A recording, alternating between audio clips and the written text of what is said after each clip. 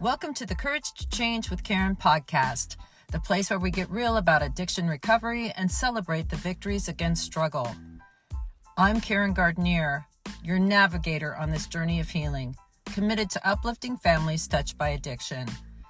Together, let's unravel the intricate dance of mind, body, and spirit with compassion, tenacity, and steadfast commitment.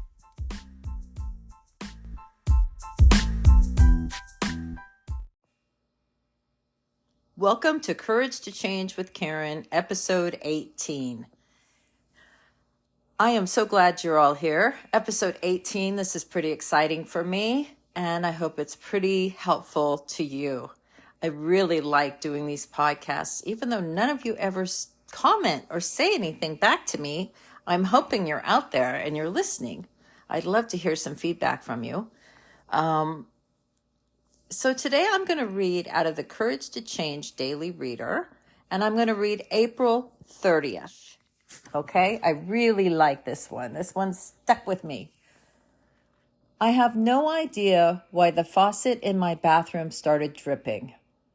Handling the situation with great patience, I watched it drip and drip and drip. Sometimes I tried adjusting the knob, but I really expected it to stop dripping by itself. Naturally, it didn't work out that way. The problem got worse and eventually did extensive damage. Finally, I had to call for help. I can't tell you how many problems I've handled in this very way, and with just as little success. Thanks to Al-Anon, I no longer have to wait for a situation to explode before I face it. One of the most useful tools has been sharing in meetings and with members of the fellowship. When I put my experiences into words, they seem more real, and I'm less likely to push them aside. As a result, I can often face problems when they are still only slight irritations and deal with them before they grow and take over. Today, I'm not so interested in the high drama. I'd rather have a real life. Today's reminder. Today, I will share honestly about something that has been nagging at me. My life deserves my attention. So I really like this one. This is me. This is this is a character defect I have.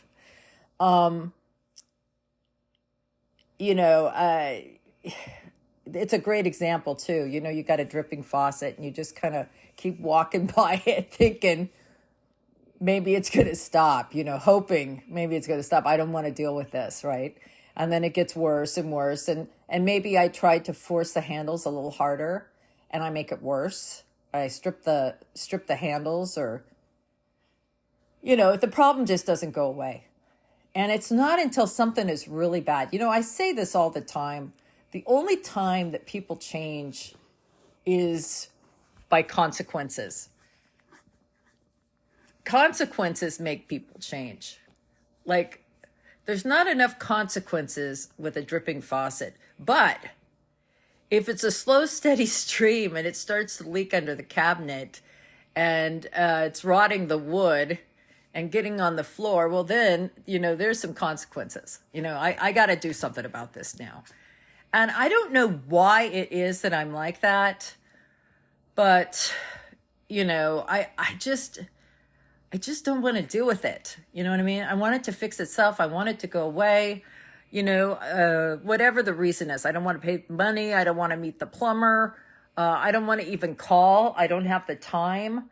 It's the last thing on my list, and it's these little irritations that eventually become consequences, and if I can nip it in the bud, this particular reading talks about sharing in meetings, and that is true. You can share about something in the meeting and everybody will kind of laugh, like your dripping faucet, people kind of laugh because they know they do it too, right? And once you say it, it's like, it's out there. I used to think about sharing in meetings, like when everything is in my head, it seems okay, right? I can explain it to myself. I can justify it to myself. But somehow when I sit in a meeting and I say something out loud and it comes out of my mouth, remember that old commercial with the bad breath and the person opens their mouth and all that green, that green fog comes out? Well, that's kind of what it's like for me. When I speak and something actually comes out of my mouth, sometimes it's such a stupid idea or a stupid situation that once it hits the air, it just kind of hangs there. And I go, oh my God. Like in my head, this seemed like a really great idea, or this seemed real. But I say it out loud and I'm like, oh shit, that's ridiculous. That's stupid. Why am I doing that? Or I don't know if you know what I mean, but sharing does help because you got to get it out of your mouth, get it out of your head and into the air so you can look at it. And just even saying it so other people can look at it. Sometimes I can't see. I cannot see at all. And someone else has to go, hello, hello, do you know what's happening here? And I go, I don't know. I don't know. Everything's fine, right? And it's the same with going to meetings. When I sit in meetings and I hear other people share, I can see it really clear. Let's take the example, for instance. If I'm sitting in a meeting and someone's sharing about the dripping faucet in their bathroom, and they keep walking by it and it seems to be getting worse, in my mind, I'm judging and going, well, Jesus Christ, call a plumber already. Why don't you just call a plumber? Why don't you have your son change the washer? Why don't you, have the landlord tighten the handles or do something? Why are you just walking past it, pretending like it's going to go away? And all of a sudden, I go, oh my God, that's me. That's me. I have a leaking faucet at home, and I'm doing the same thing. Why don't I just call a plumber? Why don't I call the landlord? Why don't I have my son look at it or my husband look at it, right? So meetings are very valuable for just these reasons.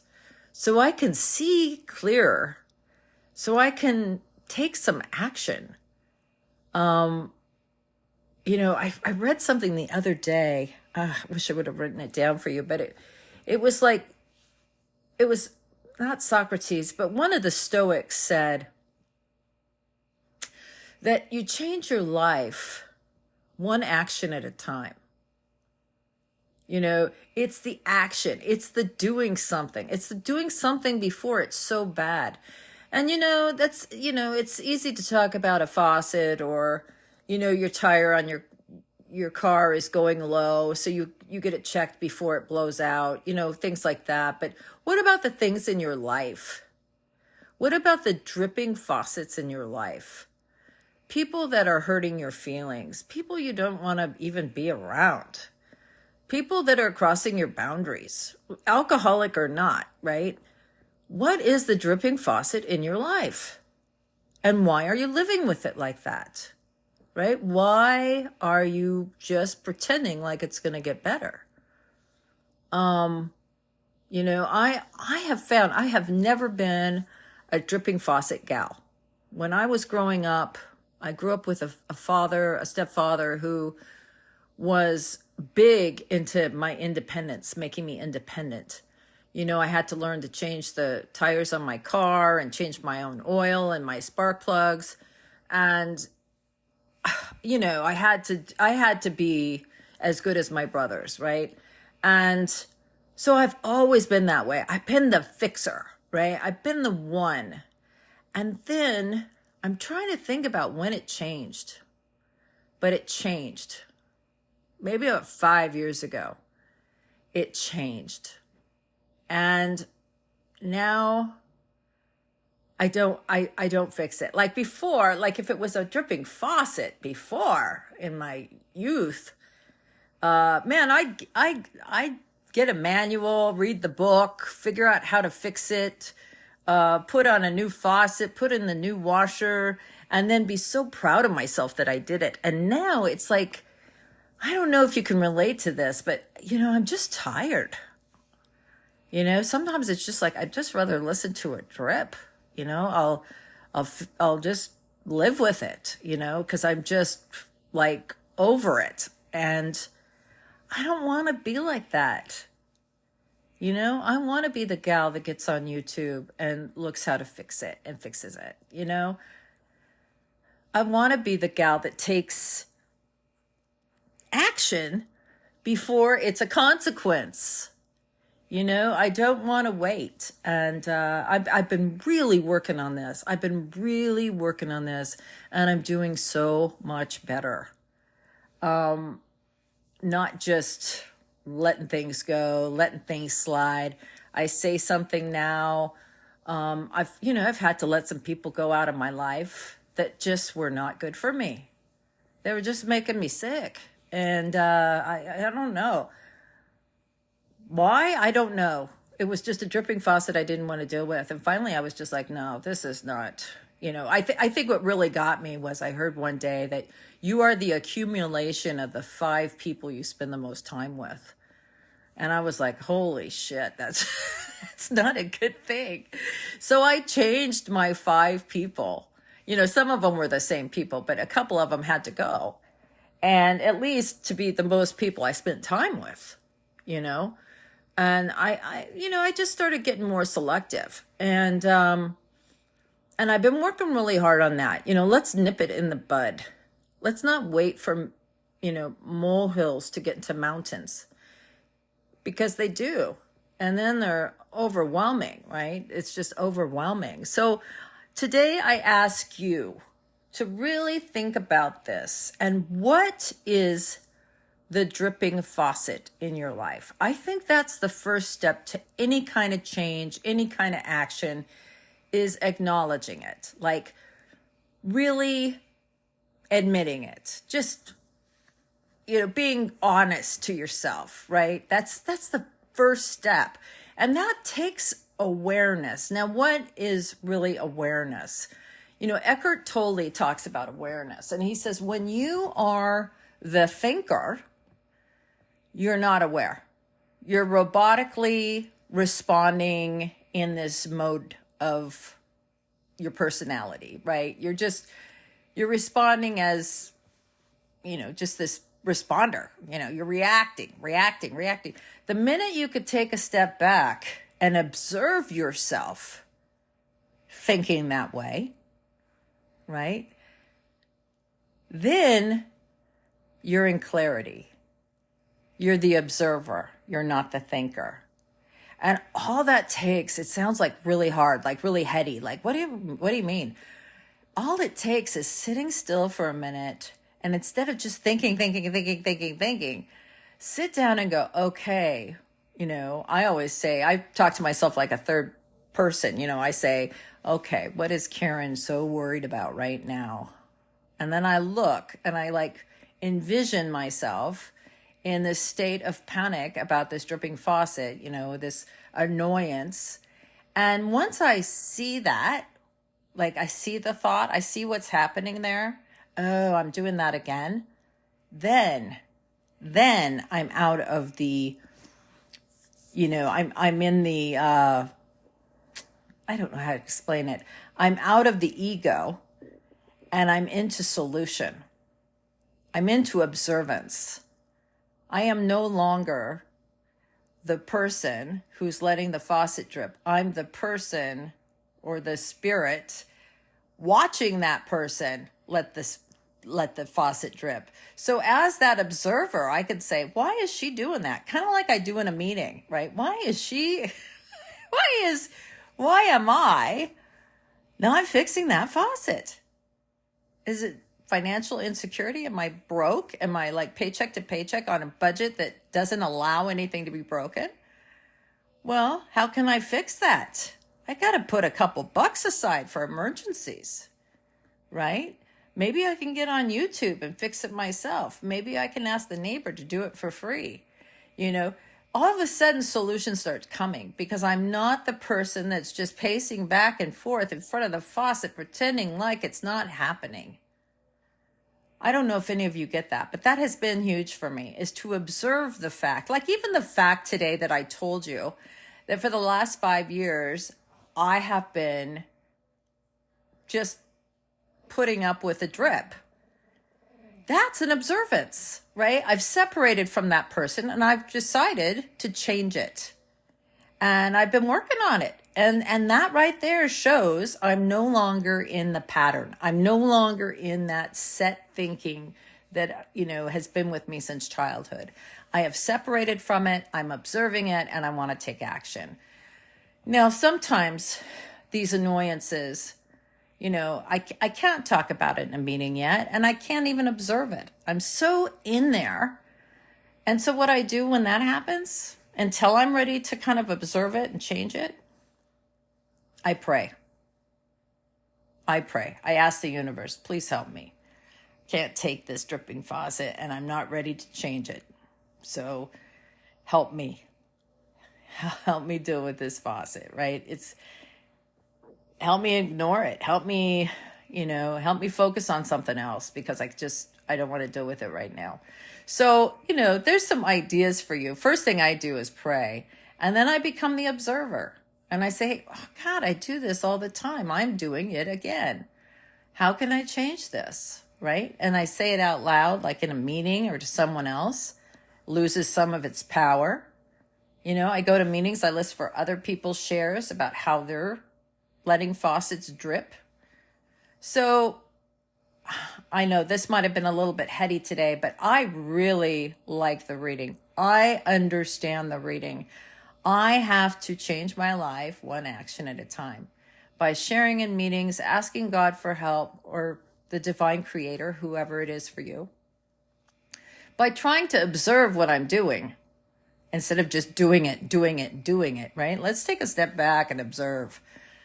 What's going on here? How come I always do this? What should I try different? And I don't think you have to get like really crazy about what should I do about this dripping faucet? I don't think you have to I should call an expert. I should, do this, do that. I think just doing anything, just taking any sort of action, right? That's when your perception shifts. That's when things start to change. It's just take any action. I mean, you could take the action of okay, I'm going to get on YouTube and YouTube this. And you're on YouTube and the neighbor calls and says, hey, I'm home from vacation. Do you need anything? Yeah. Can you come fix my faucet? Oh, sure. I'll be right over. You know what I mean? Just the action will shift the energy. And all of a sudden the solutions will start coming. But you got to do something. You can't just walk back and forth in front of the sink and pretend. You just can't, right? Underneath it's seething because you just drip. It's that nagging, fuck, one more thing wrong. Oh, sorry about my language. Hope you're not listening to this with your kids. If you watch me, you know better.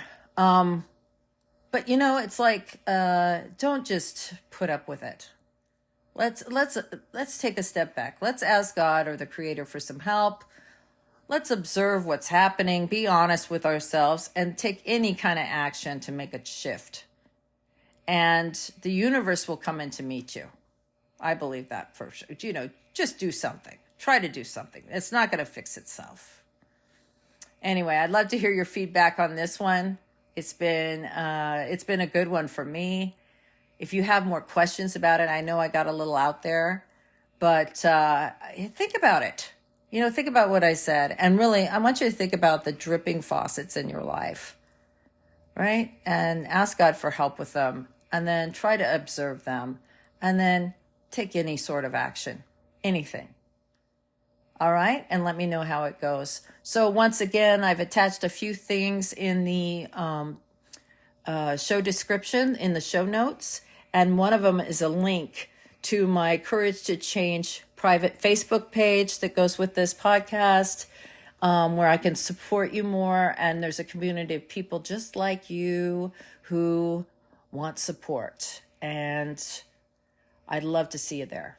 All right. And also on another note, I thought I'd tell you that the group that I had, the 6-week group that I had, is coming to an end. And I know a lot of you really wanted to do it, but the price was too high or the timing was bad. It was too much of a commitment time-wise. And so I've taken that information and I've made it into something a little bit easier to digest, something you can do at the freedom of your own time, because I know everyone's schedules and time zones are different, and you can get the same information for a much, much, much more reasonable price. The only reason it was priced that high is that's what it takes to put on something that intense for 6 weeks. So it's just one of those things. So keep your eye open for that. It should be out this week. And if you're not on my newsletter, make sure you get on my newsletter so you can get all of the first introduction and invitations to anything that I'm putting out for support and help. Okay? I love you all. See you next week. Ciao.